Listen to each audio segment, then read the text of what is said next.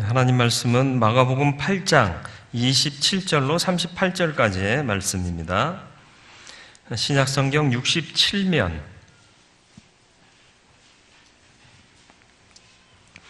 마가복음 8장 27절로 38절까지의 말씀입니다.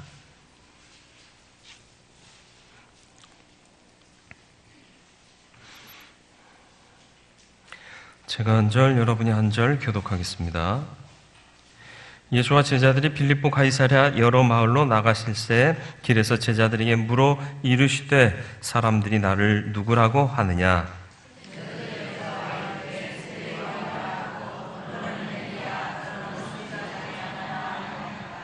또 물으시되 너희는 나를 누구라 하느냐? 베드로가 대답하여 이르시되 주는 그리스도시니이다 하매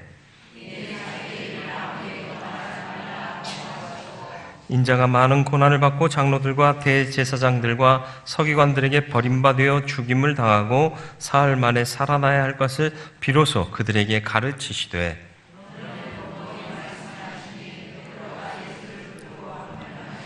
예수께서 돌이키사 제자들을 보시고 베드로를 꾸짖어 이르시되 사탄아 내 뒤로 물러가라. 내가 하나님의 일을 생각하지 아니하고 도리어 사람의 일을 생각하는도다 하시고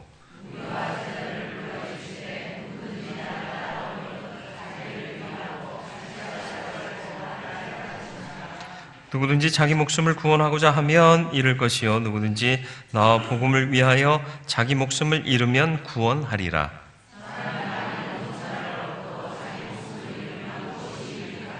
사람이 무엇을 주고 자기 목숨과 바꾸겠느냐?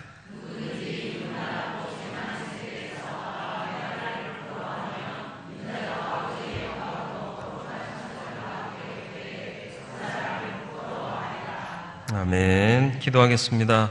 주님, 은혜로 우리를 이끄심을 믿습니다. 말씀 듣는데 은혜 받게 하시고 또 악한 생각이나 부족한 생각들은 내려놓게 하시고 오직 주의 말씀을 통하여 주의 뜻을 온전히 분별케 하여 주옵소서. 예수님의 이름으로 기도드리옵나이다. 아멘. 정체성이란 말을 많이 사용하는데요. 정체성이 뭐냐? 잘 몰라요. 그래서 좀 심리학자가 말하는 정체성에 대해서 좀 알아봤습니다.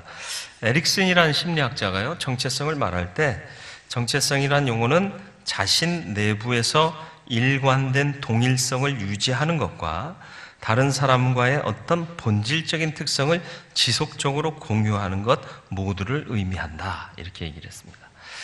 몰라요. 저도 몰라요. 무슨 말인지. 무슨 얘기인가 하면 내가 항상 드러나는 내 모습, 꾸준하게 드러나는 모습, 어쩌다 한번 하는 내 모습 말고 지속적으로 내가 드러나고 있는 모습, 그리고 타인과 관계할 때도 어느 때는 막 반겨하다가 급 우울해지고 뭐 이런 변화무쌍한 관계가 아니라 지속적으로 그와 나와의 관계에서 이 사람 참 따뜻하다 이렇게 느껴지게 할 수 있는 지속적인 어떤 행태, 이런 것들을 정체성이다라고 말하고요. 국어사전에서는 변하지 않는 존재의 본질을 깨닫는 성질, 그러니까 이제 내가 누구인가에 대한 확고한 어떤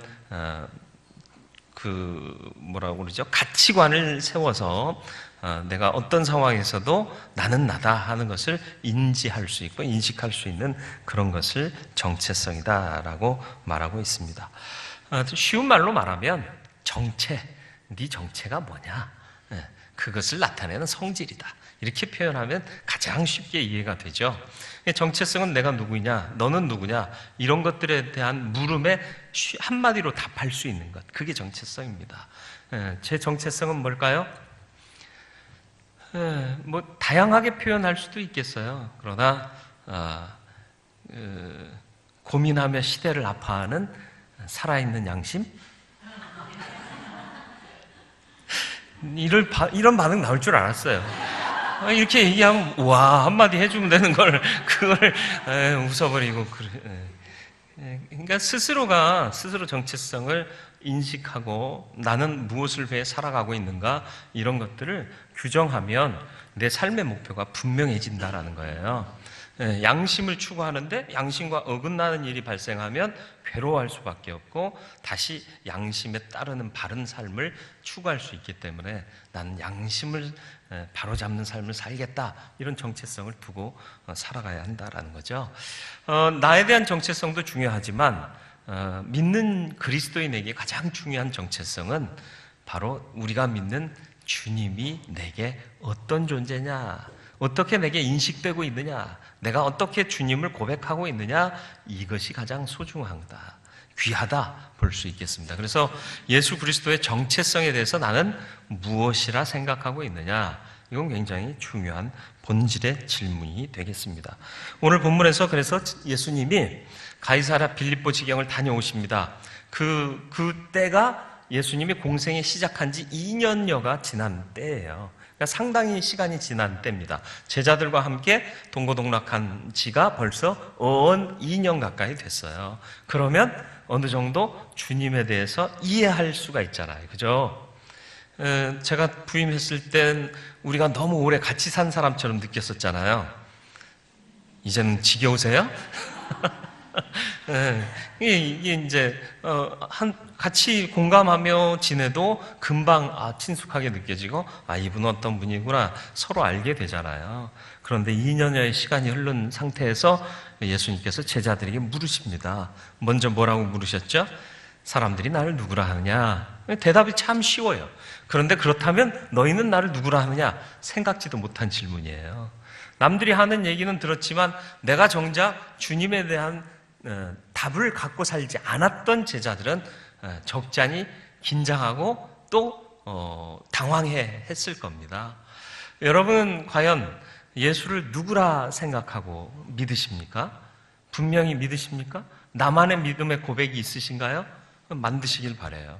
주님에 대한 바른 정체성을 내가 갖고 살아야 할 줄로 믿습니다. 주님은 정의로우신, 그리고 사랑이 많으신, 은혜가 풍성하신 주님, 이렇게 정의할 수도 있을 것이고요. 또 주님은 남편과 같다, 복이 드문 남편이겠죠. 이런 규정들이 있을 거예요. 그런 정체성에 대한 인식이 분명해야 될 것입니다. 그래서 이 정체성에 대한 질문, 예수 그리스도의 정체성에 대한 질문은 믿음의 기초가 되는 질문이다 말할 수 있을 겁니다. 믿음의 기초가 된다 하는 것은 삶의 기초가 된다는 얘기와 다를 바 없습니다. 왜냐하면 믿는 자들은 믿음이 곧 삶이고 삶이 곧 믿음이기 때문에 그렇습니다. 그래서 믿음의 기초가 되는 질문을 예수께서 저들에게 하신 거죠.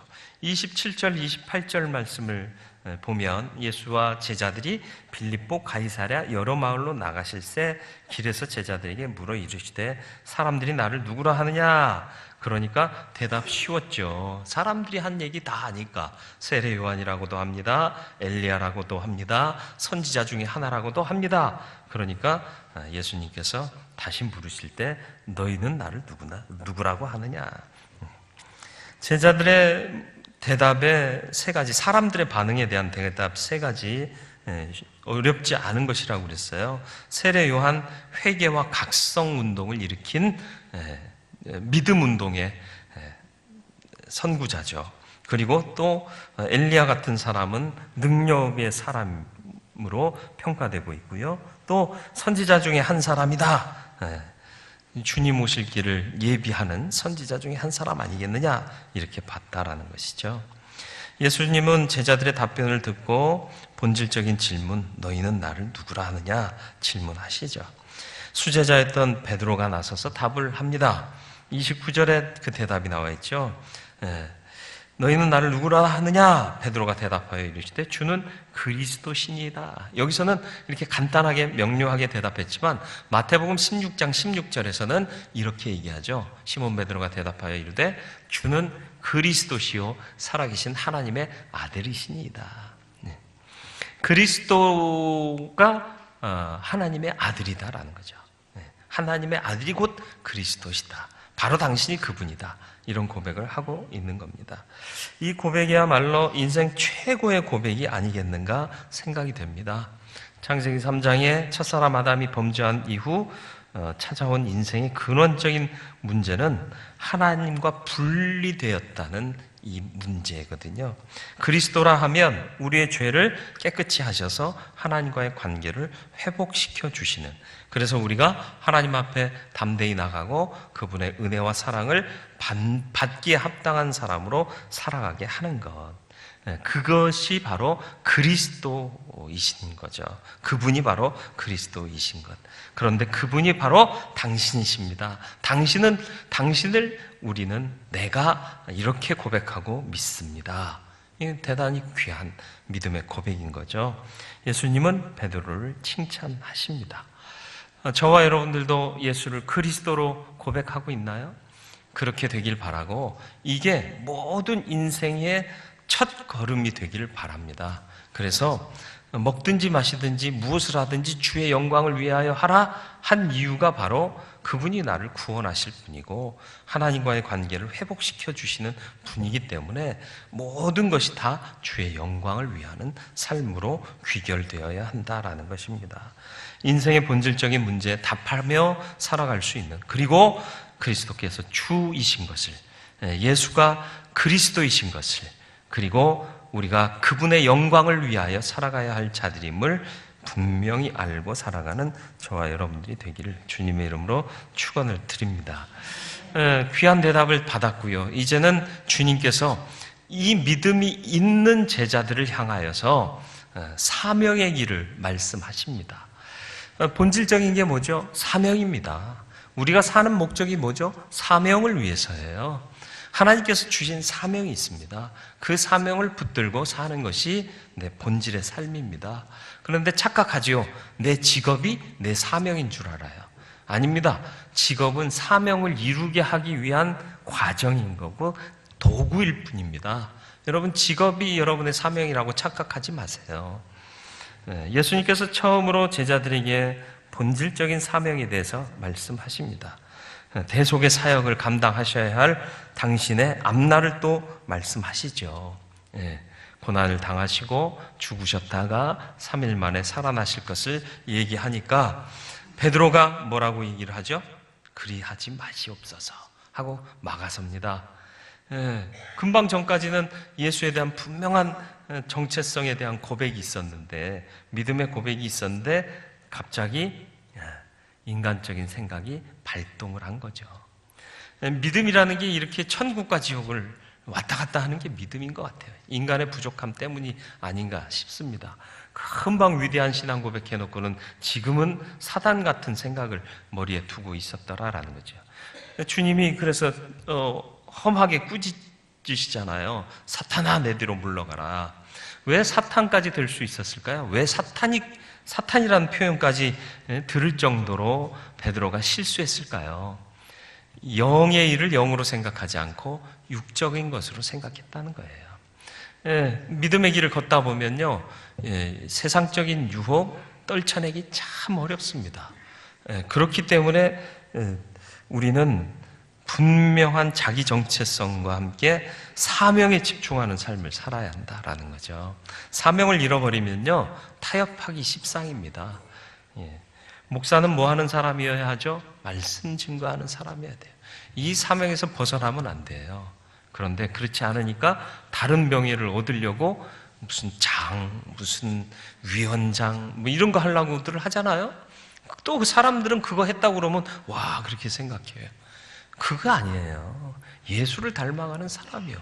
차라리 이름 없이 빛도 없이 감사하며 섬길 줄 아는 그 사람이 제대로 된 정체성을 갖고 사명의 길을 가는 사람 아니겠습니까? 유명해지는 게 우리의 정체성, 예수를 믿는 사람의 사명이 아닙니다. 주님이 기억하는 사람, 주께서 주신 사명을 감당하는 삶을 사는 게 우리의 정체성이고 사명의 길이다라는 것을 잊지 마시길 바라요. 영적 우선순위를 따라 사세요. 그리고 하나님의 영광을 먼저 생각하세요. 사람의 이익, 또 즐거움 이런 것에 빠지면 사단이 우리를 가지고 놀게 돼요. 금방 위대한 고백을 했던 베드로도 순식간에 사단의 앞잡이가 되어버리지 않습니까? 미국의 어느 가정에 부부가 사는데 잘 사는, 꽤 잘 사는 가정에 발신이 없는 우편물이 배달됐어요.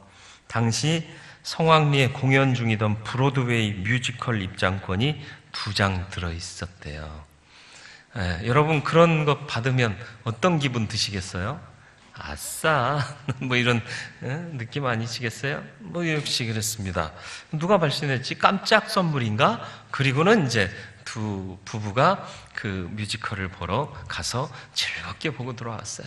문을 열고 들어왔는데 온 집안이 난장판이 돼 있는 거예요. 그리고는 침대에 가봤어요. 침대 위에 쪽지가 놓여 있어요. 누가 준 건지 이제 알겠지? 이런 쪽지가. 누가 준 걸까요? 그쵸. 공짜라고 너무 좋아하지도 말고 생각 없이 살지도 말라는 거예요. 사탄의 공격이 이와 같다는 거예요. 아, 달콤하다. 이거 웬 횡재냐? 이런 느낌으로 빠져들게 만들고 결국은 거기에 빠져 살다 보면 내 삶은 엉망진창이 되고 다 잃어버리는 삶을 살게 된다라는 것이죠. 저와 여러분들은 그래서 늘 깨어 있어야 할 줄 믿습니다. 베드로가요, 여기서 한번 실패하고요, 또 두 번째 어디서 실패하죠?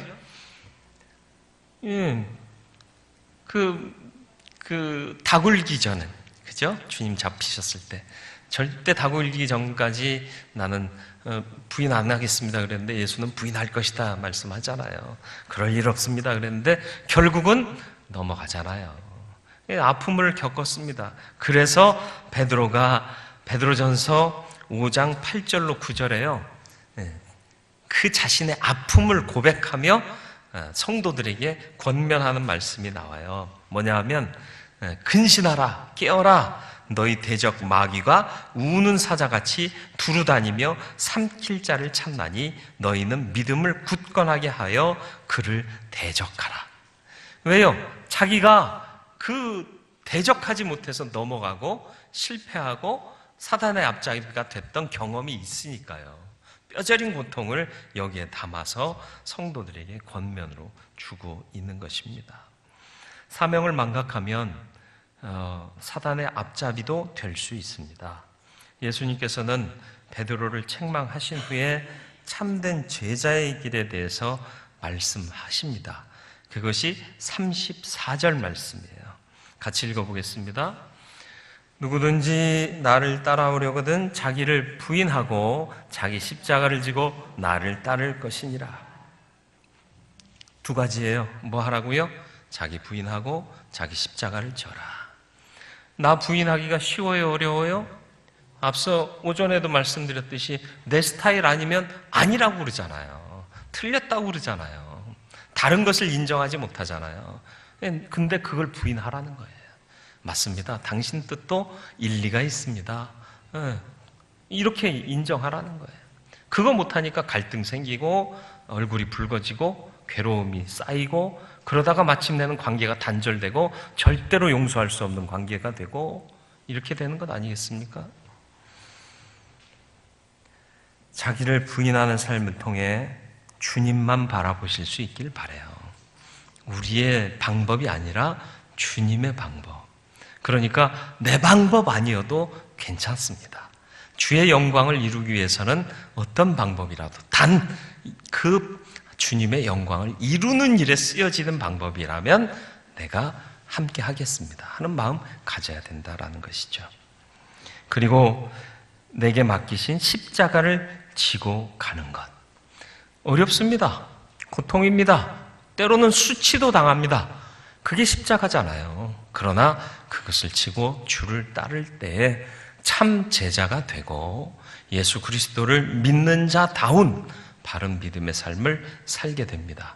그럴 때 내가 믿는 예수 그리스도의 정체성을 분명히 아는 자로서 참 제자다운 정체성을 이루며 살게 되는 그리스도인이 될 줄로 믿습니다. 이 믿음으로 사는 저와 여러분들이 되기를 주님의 이름으로 축원을 드립니다.